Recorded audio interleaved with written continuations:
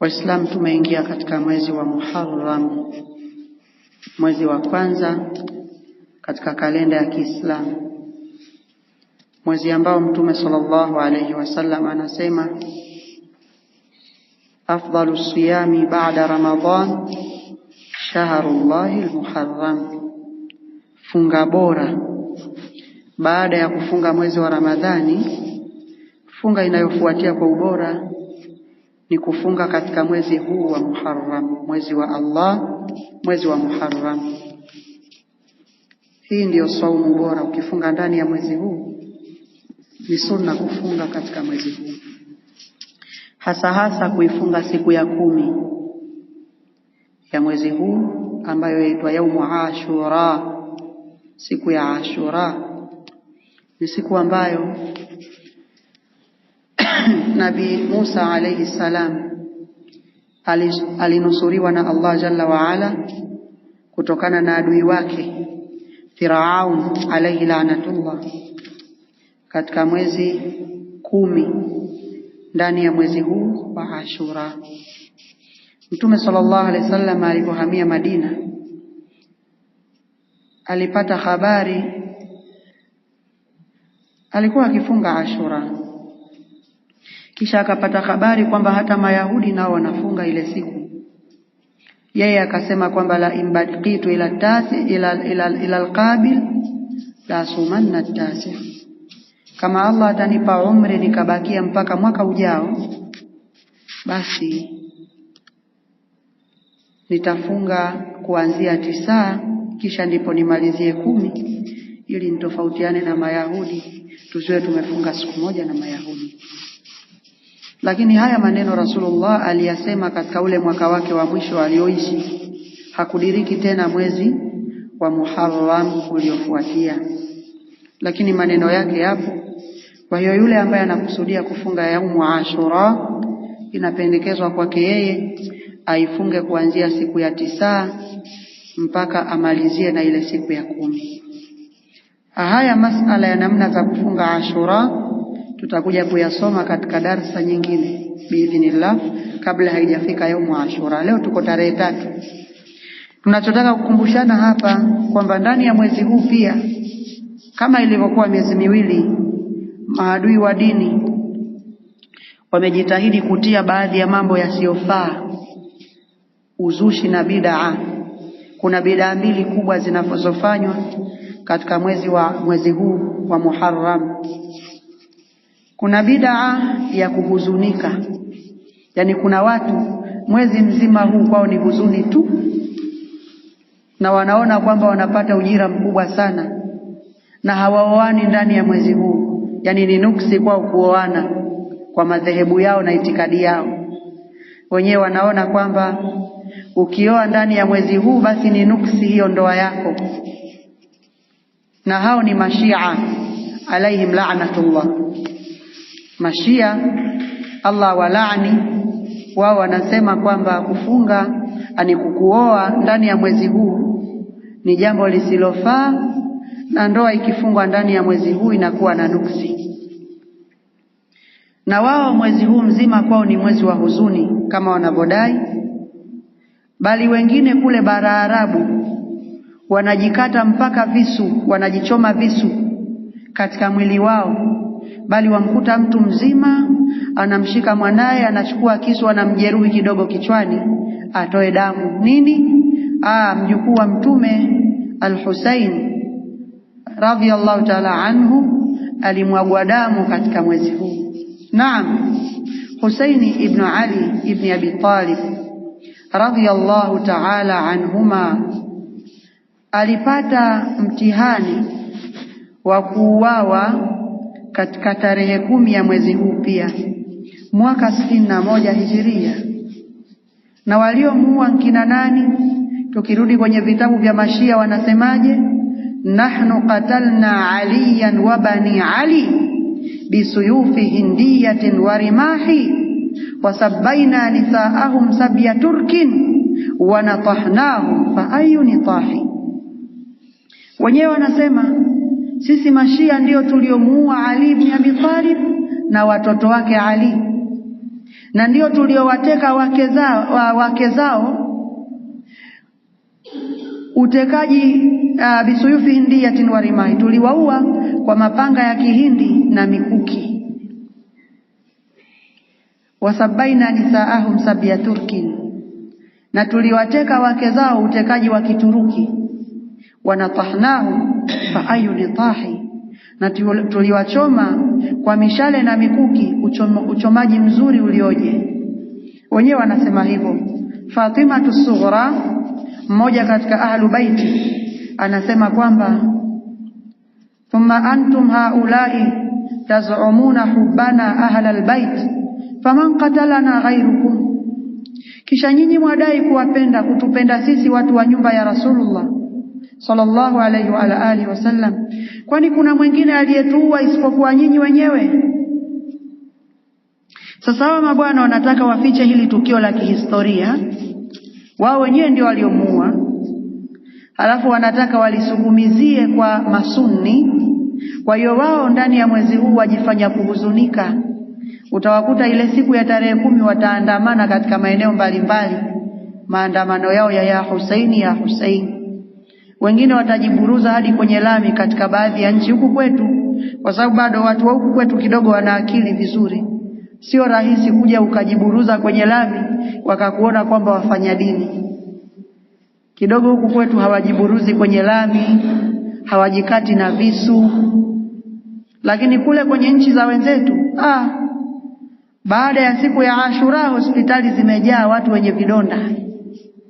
Mpaka waziri mkuu wa Imarati mwaka 2021, waziri mkuu wa nchi ya Imarati aliyotangaza kwamba hawatokuwa na nafasi katika hospitali zao, hawatokuwa na nafasi ya kutibu watu waliojiumiza wenyewe. Kwa hiyo akapiga marufuku kujitia vidonda katika siku ya Ashura, eti watu wanalilia damu ya Husaini. Ala kulli hali, kuna kundi hilo, lakini kuna kundi linaitwa An-Nawasib. Kundi hili lenyewe kwa sababu ya chuki zao na baadhi ya ahlubaiti Rasulillah sallallahu alaihi wasallam limefanya mwezi huu ni mwezi wa furaha. Kwa wao ni mwezi wa furaha. Haya yote mawili ni makosa. Sisi hatutakikani tuwe katika lile kundi linalofurahi eti nini, tunataka tutofautiane na Mashia. Wala hatutakikani tuwe kwenye lile kundi la huzuni. Kwa nini? Kwa sababu kadha. La, sisi tunatakana siku hizi zipite kama siku zetu nyingine tu tulizoishi. Sasa lakini katika mwezi huu, katika hiyo siku ya Ashura, kuna watu wanagawa fulana zina majina pale, zina matangazo. Mnao ni Mashia. Wakuta mtu kavaa fulana yake ina majina tangazo mgongoni, sijui damu ya nani, sijui vituko vingi. Kwa hiyo unakuta vijana hawa wengi wa bodaboda na mfano wao wanagaiwa zile fulana, wavaa fulana zenye rangi nyeusi imechanganywa na nyekundu. Nini? Anaadhimisha, anatukuza damu ya Husaini. Haifai kuvaa fulana zile, wala haifai kuzipokea kama zawadi, bali ukipewa ichome moto, kwa sababu ni kuadhimisha ukafiri wa Kishia. Lakini pia kuna watu wanagawa nyama ndani ya mwezi huu. Ukivaa ile fulana ukapita kwenye vikusanyiko vyao vile, unagaiwa kilo moja ya nyama, nusu kilo. Nini? Watu wanaadhimisha siku ya nani? Ya Husaini. Sasa hapa inabidi tusome kauli za wanazuoni japo kuwa watatu. Je, yafaa kula nyama ambayo huyo mnyama amechinja Mshia? Sisi twanukuu maneno ya wanazuoni wetu. Ukikasirika ni wewe tu, kasirika kufa, lakini sisi hatutoacha kunukuu maneno ya wanazuoni rahmatullahi ta'ala alaihim, wanazuoni wa Kiislamu ambao Waislamu ndio wanazuoni wao wanaowafuata. Wanazuoni wetu wote wanakubaliana kwamba akichinja Mshia haifai kula kile alichokichinja. Akichinja Mshia haifai kula kile alichokichinja. Al-Imam al-Bukhari rahmatullahi ta'ala alayhi anasema katika khalqu af'ali al-ibad, kitabu chake hicho, anasema ma ubali sallaitu khalfa al-jahmi war-rafidhi am sallaitu khalfa al-yahudi wan-nasara. Imam al-Bukhari huyu, sisi twasoma hadithi kila siku, twasema rawahu al-Bukhari. Yule ambaye mwenye kitabu hicho Sahihul Bukhari, yule al-Imam al-Bukhari rahimahullah, anasema hivi, ma ubali, mimi kwa upande wangu sijali, sallaitu khalfa al-jahmi war-rafidhi am sallaitu khalfa al-yahudi wan-nasara, sijali kuwa nimeswali nyuma ya mrafidha mshia au jahmi mwenye kufuata madhehebu ya Jahm bin Safwana, au nyuma ya myahudi na mnaswara. Yani kama ilivyokuwa haifai muislamu akaswali nyuma ya imamu myahudi au mnaswara, pia haifai muislamu aswali nyuma ya mshia. Kisha anasema rahimahullah, wala yusallamu alaihim, hawasalimiwi mashia, wala yuadun, hawatembelewi wakiumwa, wala yunakahun, wala hakuna kuoana baina ya waislamu na mashia, sio waislamu wao, wala tuukalu dhabaifuhum, na wanavyochinja wao haviliwi na waislamu. Kisha amesema al-Imamu Ahmad ibn Hanbal, al-Imam Ahmad ibn Hanbal ash-Shaybani rahimahullah ta'ala, laisatir rafidhatu min al-islami fi shay'in, mashia hawapo kwenye Uislamu katika jambo lolote lile. Mashia hawapo kwenye Uislamu kwa jambo lolote lile. Imamu Ahmad ibn Hanbal rahmatullahi ta'ala alayhi. Al-Imamu Malik rahimahullah anasema akitumia aya ile, Muhammadun Rasulullah walladhina ma'ahu ashidda'u 'alal kuffari ruhama'u bainahum tarahum ruk'an sujada yabtaghuna fadlan min Allahi wa ridwana, mpaka mwisho, liyaghidha bihimul kuffar. Allah akiwataja maswahaba akasema ili awatie chuki kupitia maswahaba makafiri. Al-Imamu Malik anasema katika aya hii pana ndani yake ishara juu ya ukafiri wa mashia, liannahum yubghiduna ashaba rasulillah sallallahu alayhi wa alihi wasallam, kwa kuwa wao wanawachukia maswahaba wa mtume. Kwa hiyo akichinja, akikupa kijinyama chake sijui cha ya Hussein, mwambie baki nacho tu, sisi waislamu hatuli mlivochinja.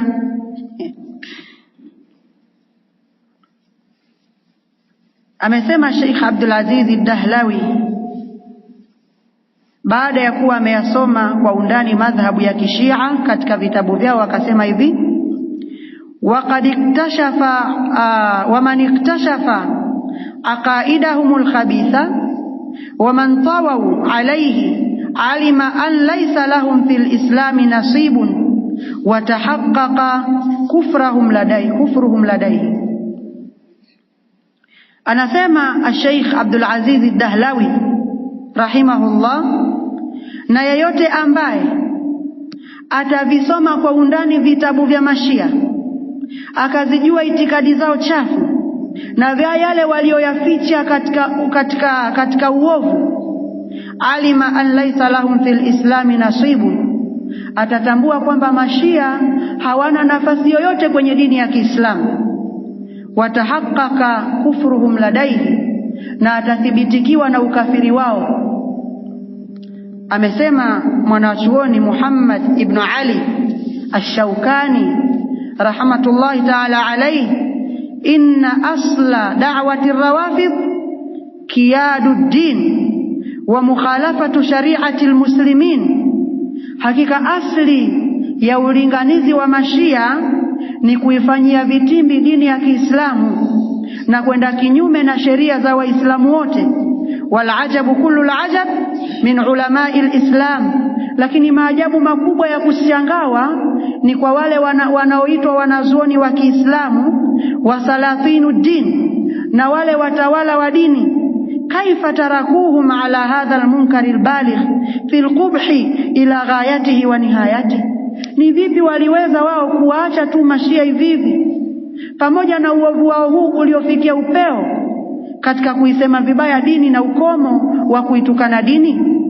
Ila anqal al-Imamu Ash-Shawkani akaendelea mpaka akasema, fakana hasilu ma hum fihi min dhalika arba'u kibarin kullu wahidatin kufrun bawah. Yakawa kwa ufupi madhehebu ya kishia yamekusanya majambo makubwa manne, na hayo majambo yote ni ukafiri wa waziwazi kila moja katika hayo. Al-ula, la kwanza, al-inadu lillahi azza wa jalla, kumfanyia jeuri Allah jalla wa ala. La pili, al-inadu li rasulillahi sallallahu alayhi wasallam, kumfanyia jeuri mtume sallallahu alayhi wasallam. Athalitha, jambo la tatu, al-inadu li shari'ati, kuifanyia jeuri sheria ya Kiislamu al-mutahhara, iliyotaharika, wa muhawalatu ibtaliha, na kupupia kwao kutaka kuiharibu dini. Suala la nne, takfiru sahabati radhiyallahu anhum, kuwakufurisha kwao masahaba radhiyallahu ta'ala anhum jami'an. Kwa hiyo tunatoa tahadhari, kwa sababu ni watu ambao katika siku hizi wanajifanya wana ihsani za kiongo. Wanachinja baadhi ya maeneo. Wewe Muislamu, wanazuoni wako wewe wa Kiislamu wanakuambia wale watu sio Waislamu, na wale watu haifai wakichinja ule. Kwa hiyo sasa ukila mwenyewe shauri zako umekula kibudu, kwa sababu sio Waislamu. Ukila umekula kibudu. Na ndio hapo tuambiana tusomeni. Kufikia hapo insha Allah leo tutakuwa tumeishia hapo kwenye uzindushi huu, lakini insha Allah hizi bayanati zitaendelea pale hali itakapohitajia. Wallahu a'lam. Sallallahu ala nabiyina Muhammad wa ala alihi wa sahbihi ajma'in.